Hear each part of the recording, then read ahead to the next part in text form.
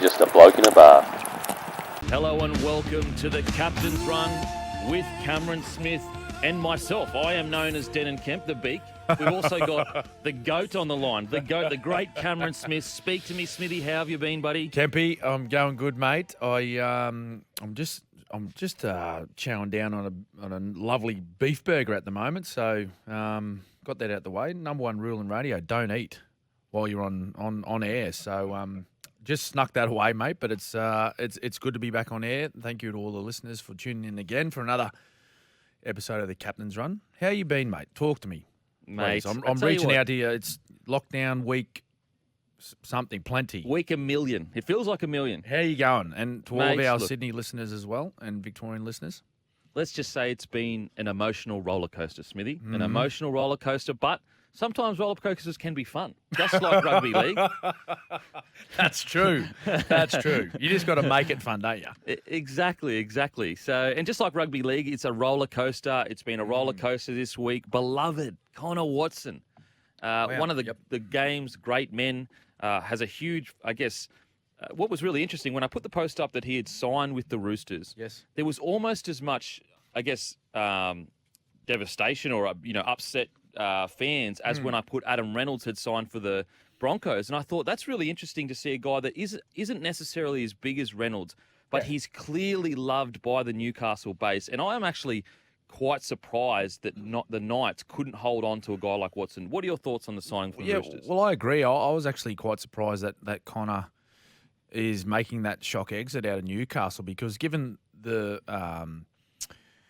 role that he plays in that team and the importance of that role that he plays, I just thought it would have been a given that he was going to stay. And we all know he's going to the Roosters, the place where it all started for him. But we're hearing that even all of his teammates were shocked to hear that he was going, and obviously a much loved part of the Newcastle organisation, not only to his teammates and coaches, but also the fans. We all know how big rugby league is in Newcastle or in the Hunter region, and they've lost one of their biggest stars. So it's not great for their club, particularly Newcastle over the last 2 to 3 years. They seem like they're a club or a team on the up. And they're searching for that opportunity to be regular, finalists and pushing for a top four and maybe building towards a premiership. But now with a guy like Connor Watson leaving, I don't know, does that hurt their chances? Maybe. Mate, the biggest surprise for me is, let's say it's a top four side that this is the kind of signing a top four side loses due to the demand for the player. Yeah. But also the top four side loses it because they have guns coming through. What I'm not understanding is I haven't seen any. Obviously, they've got guns coming through, but there's been no one putting pressure on Connor Watson's spot in the top squad. No, so not at all. What's surprising to me is I'm sure he wasn't demanding, too much money, and by all reports, he's actually taken essentially unders to go to the Roosters to better his footy. So. Again, if it was a top four side, I could understand it. But sides that can barely make the eight, they don't lose players like this. Yeah, well, they don't. They're not in a position to, and they don't have the opportunity to do that. They need to make pretty serious decisions around their cap and the players that are needed to be retained to put them in that contention of playing finals and going deep into the finals as well. I guess the alarming thing is that to hear that he has taken a pay cut to leave. That's I guess that's the alarming thing is to say, well, he's probably sitting there thinking, well, do I see a premiership in the next 3 to 4 years here at Newcastle? He mustn't. If he's leaving to take less money to go to particularly an organisation like the Roosters, he's probably seeing more opportunity to win that premiership at another club. And what's very surprising as well is the Roosters. You would say when it comes to, I would say it goes Melbourne Storm, the Roosters, and Penrith. When it comes, obviously the Roosters are struggling right now, but it's alarming when the Roosters can see something in Connor Watson that the Knights can't. You'd almost have to go, well, if I'm the Knights, I'm sitting there going, if they're seeing something, I should probably take heed of that and realise there might be something we're not seeing in Connor Watson. Yeah. And you got to remember though, the Roosters after Jake Friend's retirement this year, Sam Verrills has been playing a bit of 9. They've had a few players playing in that 9 position. Maybe they're looking at a Connor Watson to take over that number 9 jersey long term, which is not particularly the role that he's had at Newcastle. He's played a bit of 13. He's played interchange as well. He's played in that sort of utility role as a 9. And maybe he was thinking that's I want to be a starting player. I want to be a starting player, and that's what I'm looking to do to further my career. As you mentioned, he wanted to go there to better his football down to the Roosters, and the whole package was obviously more attractive to leave. Yeah, you know what? That's really interesting because I was looking at him more of a replacement to Orbison, but when you look at a guy like Damien Cook, who didn't really begin to hit his straps till 26, 27 in the hooking role, then you're right. Connor Watson would actually suit this game really well if he was, if basically, let's say Robinson said, you're our 9, you're going to train there all preseason. I think he has the skill set to really make a good go at it. Oh, absolutely. He's a tough little bugger. We've all seen that through his football that he's played so far in his career. He's lightning fast. He's strong. And I called a game a couple of weeks ago when they played against the Broncos at Suncorp, and as the Broncos, as the game went on and their middle forwards got more tired and more tired, he looked like the most dangerous player on the field. Like sure, Ponga had time and space, and he moves the way he moves as we all see every week. But whenever Connor Watson had the ball in his hands, the Broncos looked vulnerable. They looked in danger. So if he could have an entire preseason in that 9 jersey, which he has spent a little bit of time at, like it's not completely foreign to him. If he had a full preseason there, of course he could handle it. Yeah, you're totally right. Now, you did bring up the great Kalen Ponga. Does this affect? Now, everyone knows, I guess that follows both them on social media at least, they are best mates, really, really close mates. Yep. Now, does this affect the Knights' ability, or at least, I'm sure it wouldn't be the biggest factor, but it definitely doesn't help their case in re-signing Ponga. What are your thoughts? Well, his current contract situation is what? He's got a couple of years to go. Is that correct? I think 2 years in his favour. In his favour. I think it's in his favour, but do your own research on that. Well, yeah. Well, look, he's one player, I guess, that there's absolutely no chance of letting go. Absolutely no chance, because they're thinking this is a guy that we need to lock in long term. Just being given the captaincy of the club and read into that what you like, it's quite good timing considering that if that's true with his contract situation that. He's got a 2-year sort of clause in his favour. I guess giving him the captaincy puts him in a position where he thinks he's obliged to sign on or stay. That may not be the case. I'm just throwing something up there. But I don't know. I just don't think Newcastle, they will throw everything at him possible to keep him because he's one player that they need to continue to build towards. Everyone wants to be in a top 4 club. That's where they want to be, and Ponga has to be there for them to do it. But do you feel that Ponga may not want to re-sign because he's lost his best mate, and that just adds to that? We're struggling to make the 8. Yeah, depending on the circumstances, Kempy. Like we don't know exactly what went on. We just know that Connor's made the decision to move away from Newcastle. These guys are professionals. It's not sort of schoolboy footy and sort of junior footy, and you follow your mate around everywhere. Yeah. These guys, they make decisions on a professional level where first and foremost they need to make sure that that environment is the right thing for them, and they'll stay connected in some shape or form if they're not playing at the same club. Even if they are best mates. So does it? The people start getting a little bit nervous because Connor's left and maybe Ponga will follow him? I don't think so. Because I think, Kalen, if Newcastle is the best place for him to continue to learn and grow his game and he enjoys living in that area, like it's a great place to live, I'd imagine, then I can't see him moving. Yeah, it's really interesting. Like, I agree with you. They're professionals. Let's not be, I'm definitely not implying that, my mate's gone. No. But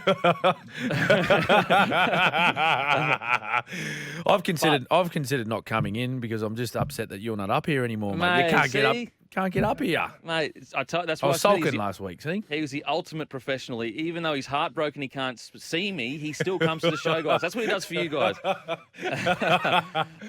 But I think it is really interesting, though, that I think obviously Knight's future relies on re-signing Ponga in the near future, anyway. But it doesn't help the situation. No.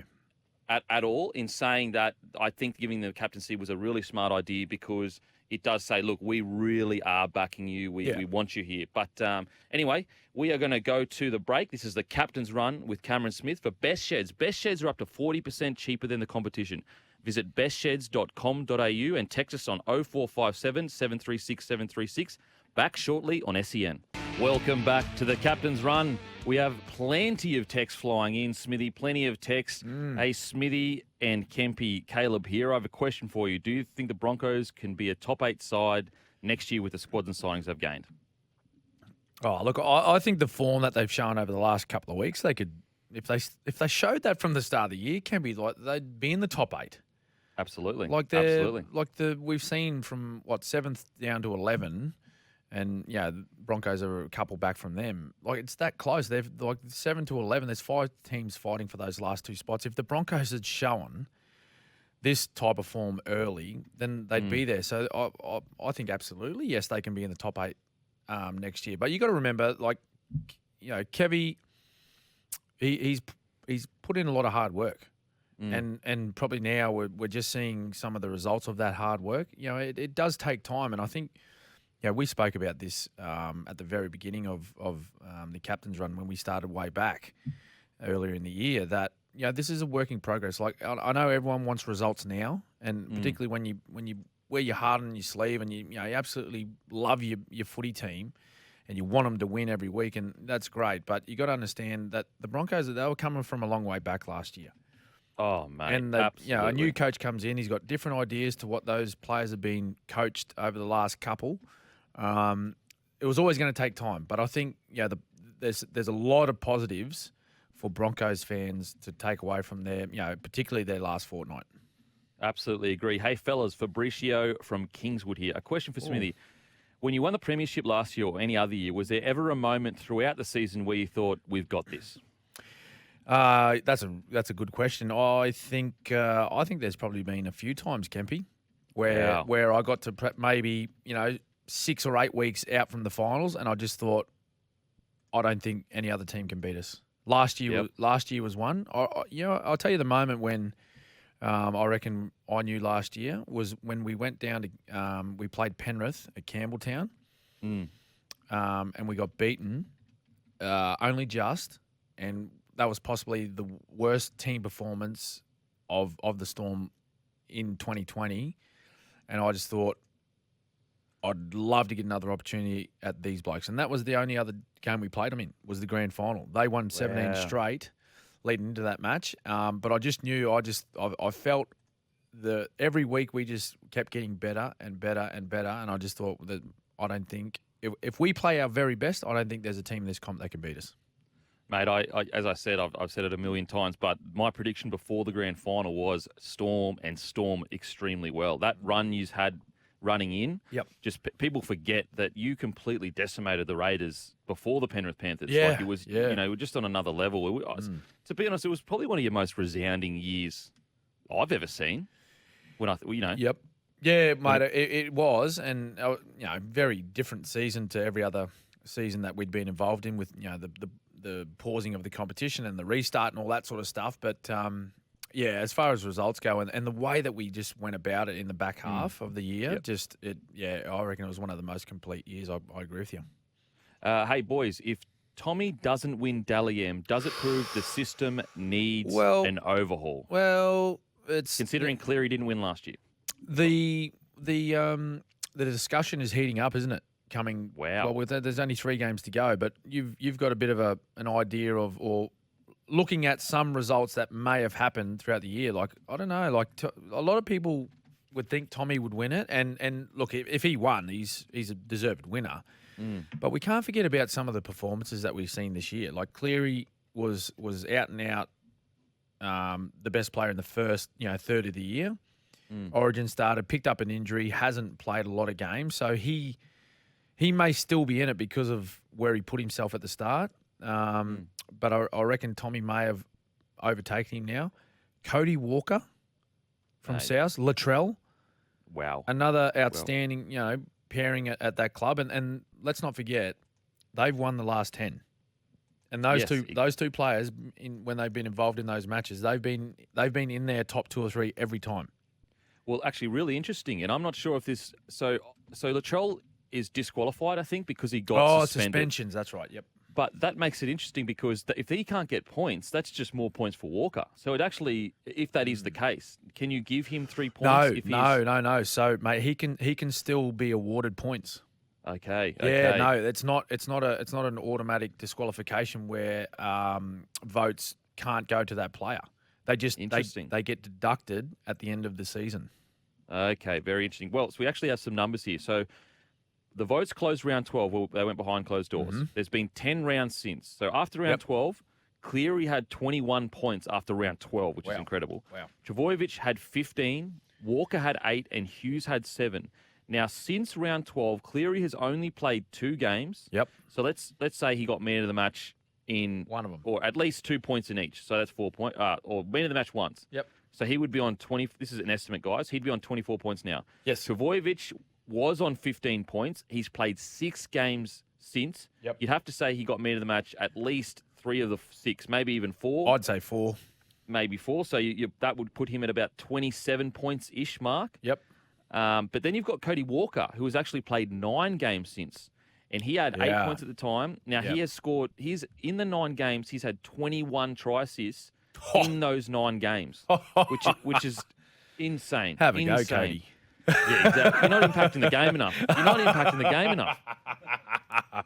So you'd have to say, if you've got 21 try assists in the last 9 games that you've played, you would have to say he's won at least 14 to 18 points. That puts him at 26 points. Yep. Then you've got Jerome Hughes, who's having an incredible career. He's also played 9 games since. He was on 7 points. You would have to say he's gotten at least 14 to 18 points. Yep. Yeah, I reckon with that situation though, Kempy, I think you'd throw in Nico Hines. Yep. Okay. Brandon Smith. Smithy, yes. So they would be those 3. They'd be stealing points off each other as well. Very true. So I reckon as well, like, mate, Hughesy's having the best season of his career by far, but he may just be hurt by a couple of his teammates, I reckon, stealing a few here and there off him. That is very true. But what are your thoughts? Like, put it this way: 6 weeks ago, it was basically Trbojevic or Cleary. There is no one else that is going to win this Dally M run. Yep. But I honestly think Walker's a genuine smoky. 100% he is, mate. 100% he is. And the run that they've gone on, and the 10 in a row, it's a lot of that is to do with the way he's playing at the moment. He's carving teams up. He's absolutely carving teams up, and it looks like he's doing it so easy. And the way that they play out on their left hand side with. They put their entire spine out there and they run those nice little block plays. It's like a training run. It dead set looks like a training run. They're just going through the motions, but no one can stop it. It's incredible. No one can stop it. And I reckon there was a turning point when they snubbed him for Origin. I think so as well, especially that third game where they probably, if you, as we discussed, we felt that if you were just out and out trying to win it, you go Reynolds and Walker. Yep. And whereas they went Moses instead. So, I totally agree. I think that really spurred him on to, some of the footy he's playing is some of the crispest ball-playing footy I've personally ever seen. But anyway, on to not as positive things to talk about. MRC, the refs, and its consistency. Now, Annesley has come out and basically said coaches need to, ease up on the criticism and need to ease up in post-match press conferences when it comes to, having a go at the refs' decisions. What are your thoughts on how the refs have handled themselves in the MRC over the last few weeks, Smithy? It's up and down. And again, we talk about the consistency of rulings, not only in games, but, when the MRC do their post-match diagnosis of incidents, and you see guys get 3 weeks for one thing, and a guy gets like a fine for pretty much a similar offence, and it's just like, as fans, like you throw your hands up in the air and just go, like, what's doing? Oh, Why? man. I mean, Why are we getting these inconsistencies still? And a lot of frustration comes through, the way the judicial system is set up with like loading and prior offences and all this type of stuff. But oh, mate, it's just frustrating. The most frustrating thing for me is like the differences in games. Yeah, like the rulings in games, like how they differ so much, and it's just, I don't know. Sometimes you just go, like, I can't watch this. I can't watch it.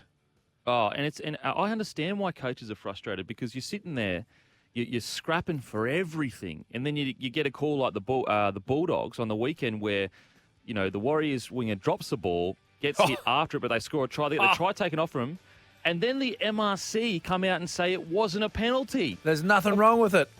Now we are going to head into a break. This is a Captain's Run with Cameron Smith. For best sheds are up to 40% cheaper than the competition. Visit bestsheds.com.au. Back shortly on SEN. Welcome back to the Captain's Run with Cameron Smith.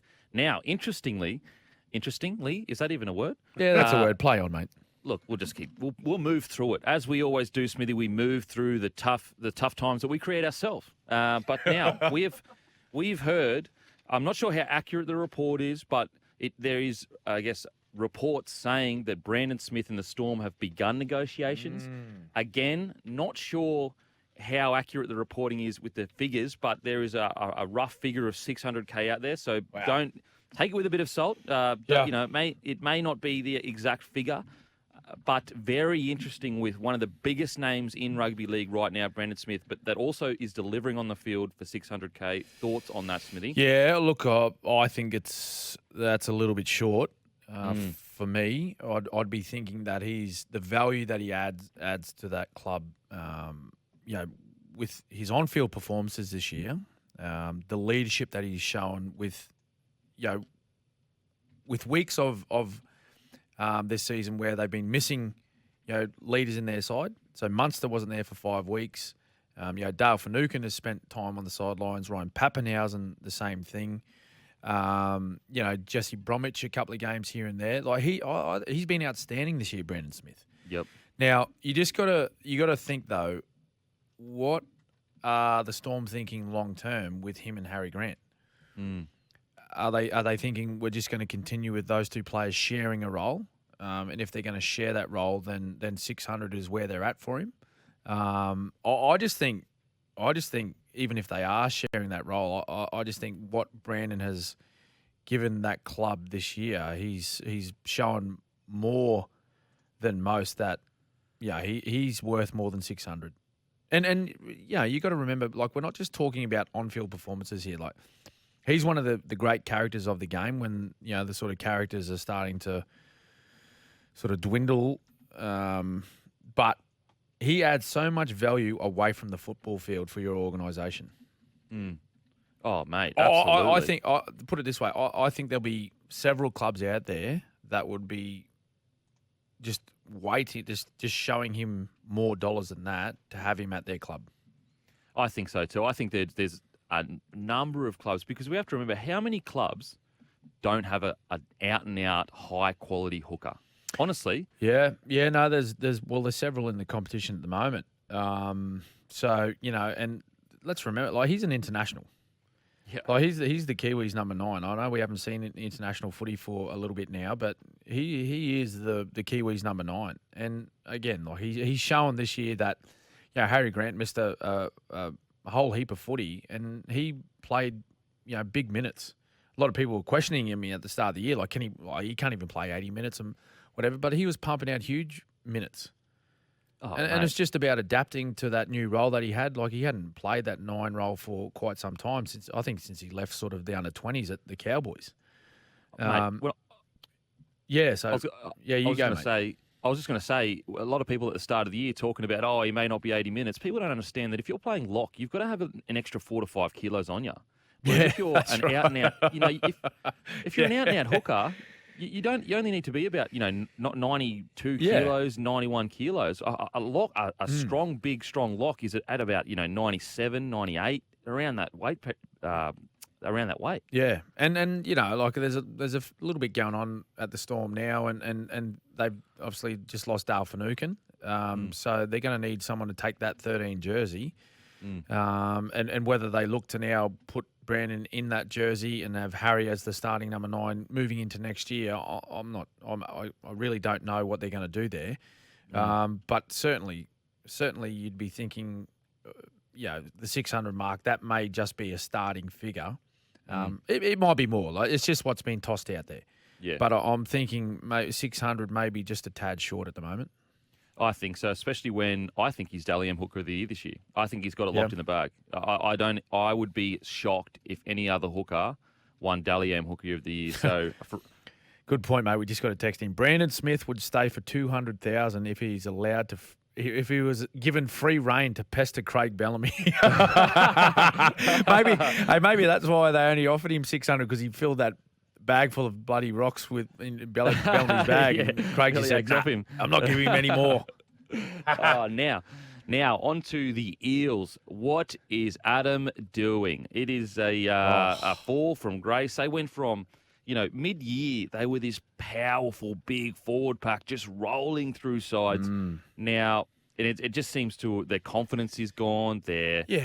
Everything just seems to be different. They just don't seem, they're not the same side. No, and you got to remember, like, winning is a habit, right? You get used to it, and you just understand of the things that need to be done to win. And perfect example, Melbourne Storm over the last 2 weeks haven't been at their best. But they've got the job done. They just when the time come that mattered, like they make it happen. What I think Para's got into, they've just gone into a little rut where things aren't going right for them. Yeah. Sure, they're not playing their best football, but that's what happens at times when your confidence is down. You get a few bounce of the balls go against you. A couple of 50-50 calls from the referee goes against you, and when you're not playing well and you're down on confidence, it's ironic how often that happens, where the bounces go against you, the calls go against you. Now, Mate, all they need to do, in my experience, all they need to do is just continue to work hard at training. Hard work will get you out of it. It's no use trying to look for a miracle answer or change this or change that. We need to do this differently. Like, stick to your hard work. You haven't lost your talent that you had at the start of the year when you were winning everything. Yeah. You beat most of the teams in the competition, and you're sitting high and you're sitting pretty in the top 4. Just continue to work hard and things will change. I think maybe this week, no disrespect to the Cowboys here, but they've lost 10 in a row. They're not in a great spot at the moment. If Parramatta go up there and play well and get a good win, it may just do them the good that they need to get their season back on track. Oh, absolutely. I think with the Eels, I wouldn't consider positional changes just yet, but I do think that if this continues, because it just seems that they get into attacking positions and it's just not as crisp as it could be, it's not as square as it could be, all that kind of stuff. I think that they could potentially take a leaf out of Penrith's book in the sense that they move Brown to centres. Because Brown is a similar-ish body to Burton. And Burton is arguably, you could argue he's played better footy at centre than at 6. And so I was thinking that maybe because Brown is still young, he's 21, you put him in the centres, you get him to develop his game, get his confidence, his running game, everything going real well. You move Gutho to 6. Yep. And then potentially you go maybe in the market for a Joey Manu at fullback. I mean, I'm just throwing it out there. Now, wow, it's just a bit of chat. It's just a bit of chat. But that's a big fish, that one. If they landed him, jeez, it would be incredible. It'd be incredible. But I just think that I do believe that they still need to sign one more strike outside back. I think at the moment they're just missing that one guy that can break a game open, especially when Fergo and Sivo aren't playing as well as they could be. So it's where they used to get a lot of the momentum in Sivo and Fergo, they just don't have it anymore. Yep. Anyway, so what were your thoughts on that, Smithy? No, well, I agree. I think we've spoken about that a few weeks back. How you thought they were one short out wide. I still feel as though they've got the players. Yep. They've shown it. They've absolutely shown it. The concerning thing for Parramatta now is that this is a trend. This is a trend that we've seen over the last few years, and it's worrying. Like if I was in that organisation, I'd be worried about why does this continue to happen? And as fans, I guess you'd be frustrated because they show so much promise, and you think, well, this is our year. Again, this is our year. Like we're going really well. We're sitting in the top 4, and then bang, halfway through the season comes, Origin period finishes, and we just go down that slippery slope again. Absolutely. Now, we just wanted to quickly say, Andrew Fafita, the reports are surgery has gone well. That's and good. He should make a full recovery. So, get well soon, big fella. Very scary times there for a bit. Just to see that, a guy like Fafita, who's been around forever. Just wanted to shout him out. Also, the great Jimmy Maloney retiring. The great Jimmy Maloney retiring. We just wanted to shout him out as well. But after the break, we got your man, Smithy. We got your man, Tristan from TopSport. Tristan will be joining us, mate. The great Tristan. I mean, the day doesn't get any better than that. Welcome back to the Captain's Run. And ladies and gentlemen, just when you thought your day couldn't get any better, you're sitting there going, how good is life? It can't get any better. The great Tristan from TopSport enters your ear canals and lets you know the best odds in the premiership of NRL, the racing, anything you want. Tristan's Everything. got it. How you going, mate? Good, boys. That's the third best introduction I've had today. So very mate, speak to me, Tristan. How are we going, mate? How the premiership market is heating right up. I think there's more. I'd have to say, I don't know what the odds are, but I would have to say more teams, I guess, are shorting towards the premiership with Manly playing really well. You've got the Rabbitohs on good form. How's it all shaping up, mate? Cleary back. Cleary. We've got a clear 4 favourites now. So Melbourne's very short. They're $2.10 and they've been dominant all year. So I think that's a pretty clear-cut favourite and it's rightly so. Then Penrith's at $3.80. They've shorted up from $4 with Cleary back. So they've firmed up a little bit. South, they've just been flying under the radar. They're cruising along. Obviously, Wayne Bennett's going to have them primed for the playoffs in a month or so. They're $5. And Manly, they were 200 to 1 a few months ago. They're into $8.50. That there was crazy. Wow. Huge, isn't it? Yeah. And there was talk about Turbo potentially missing this game. That line's gone from 6.5 to 16.5 on the back of him getting named, and that's just solidified their shortening for the top 4 as well. So Manly's been the big mover. Obviously, the Roosters, Eels, Raiders are still in it, but they're 20 to 1 higher. So I think we've got a clear 4, but Manly the biggest mover. What's your thoughts, guys? Where do you see this? This obviously you might have a little bit of bias there, Ken, but what about you, Kempy? Where's your heart at the moment? Oh, well, first of all, I played NRL too, mate. So I would also have bias Absolutely. to the Brisbane Broncos. And the Warriors are 250 to 1, so that might be where your loyalty lies.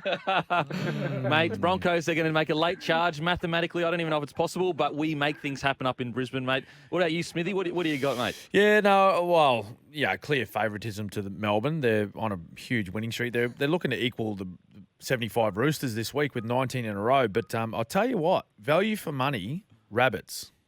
Yeah. $5, like $6 or whatever they are, $5 or $6. Like, tell you what, the Rabbitohs fans, they'll be chucking a little bit on them, I reckon.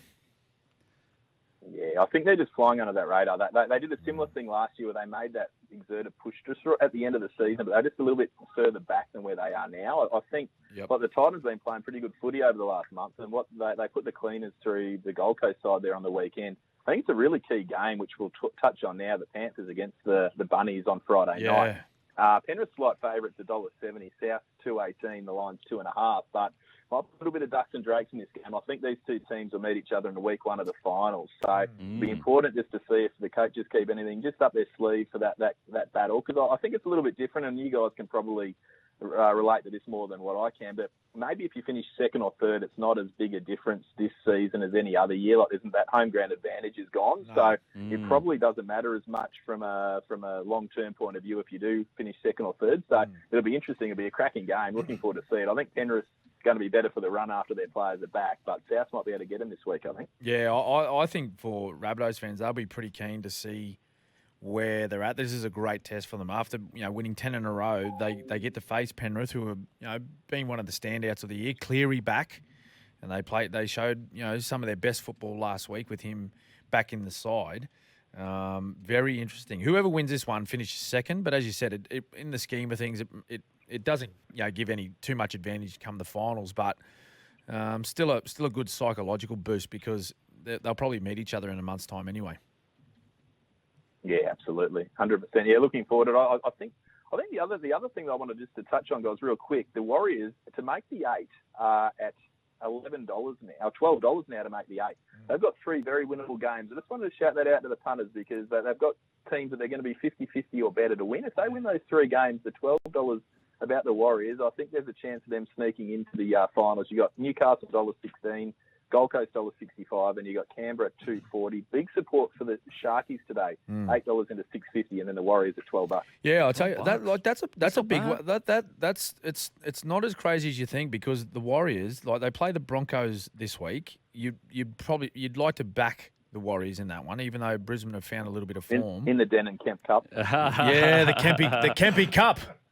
It's the Kempy Cup, and then they're playing against 2 sides. Raiders currently sitting 9th, vying for that spot in the 8, and also the Titans. They're inside the 8. So if they're to win those 3, and a couple of results go their way, they could quite easily make the top 8, which would be a remarkable effort.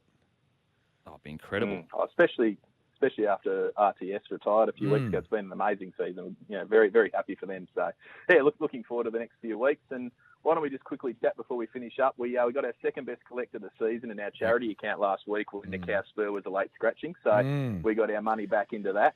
So we're going to go in the cow spur again. Race 7, number 3, 550 into 460. I think she just wins this week. I think it'll be very tough to beat. That's at Sandown. Race 7, number 3. We're just going to go straight on the nose. About 460 at the moment, and I think Johnny Allen on board is just going to give the champ a good sit and be very hard to run down. And just quickly, Tristo, before you leave us, just checking in, mate. Did you get that pallet full of bloke beer? I've been checking my letterbox every couple of days. Oh no! I tell you what, someone's getting sacked, and it's not me. I'm sure it'll turn up soon, Smithy. Mate, thank you so much for joining us, Tristan. As always, gamble responsibly, but go to TopSport if you're going to do it, and we'll see you next week, mate. Thanks, guys. Talk then. Whether it's same-game multi or head-to-head betting, TopSport gives you top dollar for everything AFL. Gamble responsibly. Call 1-800-858-858. Welcome back to the Captain's Run. We've got some texts here. We've got 1,000 texts. We've got here, would you stick with Nakora in the centres after his strike performances early this year and Blake's form that is struggling? Thoughts, Smithy? Yep, I'd keep him there. Leave him there. I think Nakora should have stayed there. I was surprised that he got moved, to be honest. I thought he was the best centre at the club. Now, hey, mate, Bill here. Can you ask Smithy what's his thoughts on Ockenbaugh is? I don't know if you remember Smithy. The big man running straight at you. Thoughts on Ockenbaugh? Oh, mate, twice. He found a rich vein of form that day. He was like a big Clydesdale just straight over the top of me. Then turned up the next week, led about 4 tries in and got dropped. Why couldn't he do that against me, Jody? Come on, mate. Look after the old boy. I was 48 years of age when you ran over the top of me. You can't boast about that. The two tackles you've only missed in your whole career, which is crazy. All on one day. That's crazy. Now, how do you think Melbourne will go this week with no Hughes, and are Melbourne due for a loss, Smithy? Oh, well, just when are you ever due for a loss? I guess the one saying you think about is for every win you have, you are closer to your next loss. I think they'll be fine. I think Craig's probably glad he's got an opportunity to start Pappenhausen. He's going to put Nico Hines in the halves, I believe. So, I think they'll be okay. They've shown all year that one player goes out, another player comes in, and they play well and get the job done. We have ran out of time, guys, so we're not even going to be able to give you our preview. Look, sorry, guys. Just back to favourites. I don't want to be responsible for any. What about one quick one, Kempy? Because this is obviously a big game. Rabbits, Penrith. I'm going Rabbits. Mate, I'm with you. I think Rabbits might get them. Yes. And Broncos v Warriors. Broncos 13 plus all day, every day, baby. If you've missed anything from the show, make sure to download the SEN app. Grab the podcast. This has been The Captain's Run with Cameron Smith. The best sheds are up to 40% cheaper than the competition. Visit bestsheds.com.au. Catch you next week.